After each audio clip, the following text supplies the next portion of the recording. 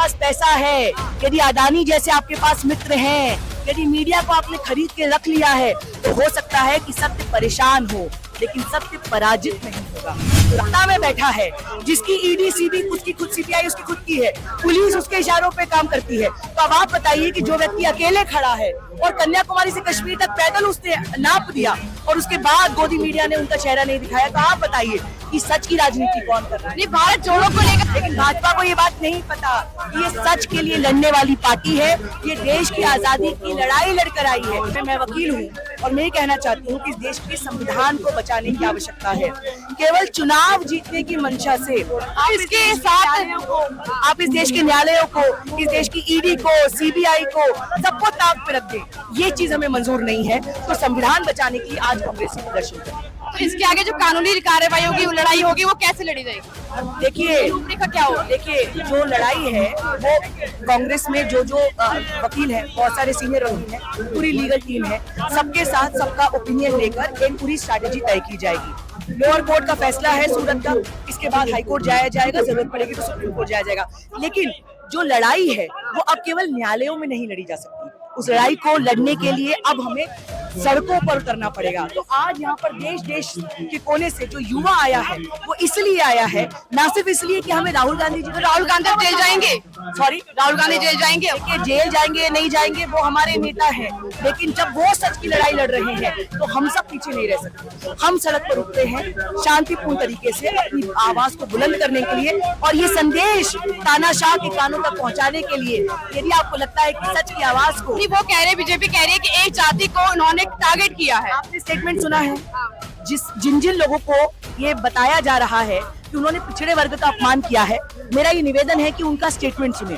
उन्होंने कहा, उन्होंने अलग अलग लोगों के नाम लिए और कहा कि इन सबके नाम में मोदी क्यों है।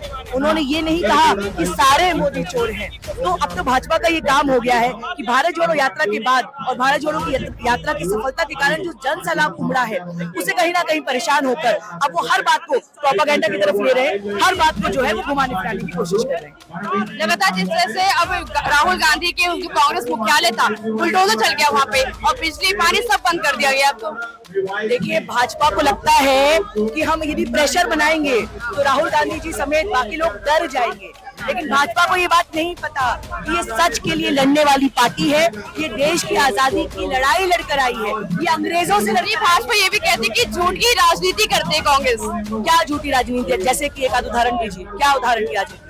देखिए जो सत्ता में बैठा है, जिसकी ईडी सीबी उसकी खुद, सीबीआई उसकी खुद की है, पुलिस उसके इशारों पे काम करती है। तो अब आप बताइए कि जो व्यक्ति अकेले खड़ा है और कन्याकुमारी से कश्मीर तक पैदल उसने नाप दिया और उसके बाद गोदी मीडिया ने उनका चेहरा नहीं दिखाया, तो आप बताइए कि सच की राजनीति कौन कर रहा है? भारत जोड़ो को लेकर भी उन्होंने यही बोला था कि भारत जोड़ो यात्रा जो है, भारत टूटा ही कब था जब भारत जोड़ने की जरूरत पड़ गई। क्या आपको नहीं लगता कि इस देश में मुस्लिमों को टारगेट किया जा रहा है? क्या आपको नहीं लगता है कि महिलाओं को जो आइडियोलॉजी है जिसमें आरएसएस बिलीव करती है उसमें महिलाओं को दोहम दर्जा का माना जाता है? क्या आपको नहीं लगता कि ये जो जात और कास्ट सिस्टम है इसमें आरएसएस का यकीन है? और इसलिए आज भी राहुल गांधी के बयान को जो देश के बारे में है, जो अडानी के बारे में है, उसको पिछड़ा वर्ग के बारे में बता दिया जाता है। तो जात जो है वो उनके दिमाग में बैठी हुई है। तो ऐसे में बराबरी की लड़ाई कौन लड़ रहा है?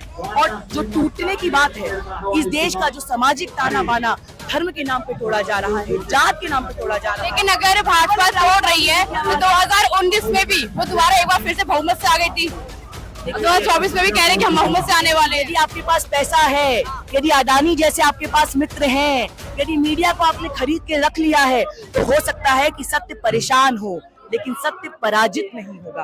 तो राहुल गांधी जी की जो लड़ाई है वो सत्य को विजय करने की लड़ाई है। इसमें समय लग सकता है, 2024 तक हम लड़ेंगे, 2024 के बाद लड़ेंगे, 2 साल की जेल और उसके बाद जब जेल होती है तो 6 साल तक वो चुनाव नहीं लड़ सकते हैं। लेकिन महात्मा गांधी जो है वो देश के प्रधानमंत्री नहीं बने, लेकिन महात्मा गांधी जो है इस देश की रीढ़ की हड्डी थे।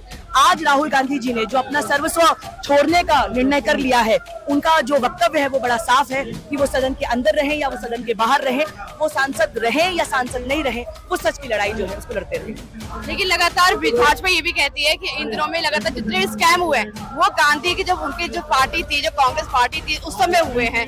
तो एक काम करें, कोर्ट में प्रूफ कर दें। कोर्ट में कुछ प्रूफ हुआ क्या?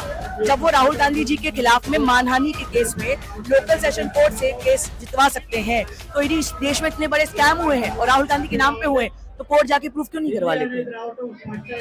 यही मेरा जवाब है। वो कहे कि 2G स्कैम होते हैं, तो सारे स्कैम्स होते हैं और अपने समय पे जहाँ पर वो लोग जीत जाते हैं। आपकी सरकार है, अब तो आपकी सरकार है। अब आपको लगता है कि पैसा आपके पास है, मित्र आपके पास है, सारी संस्थाएं आपके पास हैं, तो यदि वाकई कांग्रेस ने ऐसा कोई स्कैम किया है तो क्या चीज रोके हुए है आप? क्यों आप इसमें इंक्वायरी नहीं करते? तो अब तो सारा तंत्र आपके हाथ में है। लेकिन जहाँ पर सरकार बनती है, जहाँ पे कांग्रेस की सरकार बन जाती है, वहाँ पर सब ठीक रहता है। लेकिन जहाँ भाजपा की सरकार बन जाती है, वहाँ कहते हैं ईवीएम में गड़बड़ी कर दी इन्होंने। सरकार कितने राज्यों में है? हिमाचल में है, राजस्थान में है और छत्तीसगढ़ में है, और बाकी सब भाजपा की सरकार जो है वो कितने राज्यों में है? तो सवाल देश से ये है और भाजपा से ये है कि इस देश का लेकिन जब ये फैसला जवाब देने दीजिए कि इस देश का जो युवा है, जो बेरोजगार है, इस देश में जो आंकड़े छुपाए जा रहे हैं, आंकड़ों पर रिपोर्ट आने ही नहीं दी जा रही है। कोविड के समय पे कितना बड़ा मिसमैनेजमेंट हुआ, तो यदि आप देखेंगे कि 3 राज्यों में कांग्रेस की सरकार है और बाकी राज्यों में भाजपा की सरकार है, तो बड़ा दायित्व किसका बनता है? तो क्या जब सारी तारीफ बटोरने की बात आती है तब तो मोदी जी आगे जाते हैं, लेकिन जब जिम्मेदारी फिक्स करने की बात आती है तब मोदी जी पीछे क्यों छूट जाते हैं? तब कांग्रेस की तरफ क्यों देखने लगते हैं? तो अब जो है वो जनता धीरे धीरे बात समझ रही है। उन्होंने कहा कि डिमोनेटाइजेशन कर दिया, डिजिटलाइजेशन कर दिया, अब देश मतलब जो है अब किसान का जो पैसा है वो किसान के डायरेक्ट खाते में आता है। पहले कपड़े होते थे। किसानों से बात करके देखिए, छत्तीसगढ़ में जहाँ पे कांग्रेस की सरकार है वहाँ पे धान का जो मिनिमम सपोर्ट प्राइस है वो 2700 रुपए है। मध्य प्रदेश में जहाँ भाजपा की सरकार है वहाँ पे गेहूं के लिए किसान मांग कर रहा है कि 3000 रुपए जो है पर कुंटल दिया जाए, लेकिन वहाँ पे गेहूं की कीमत जो है वो धान की कीमत भी नहीं है।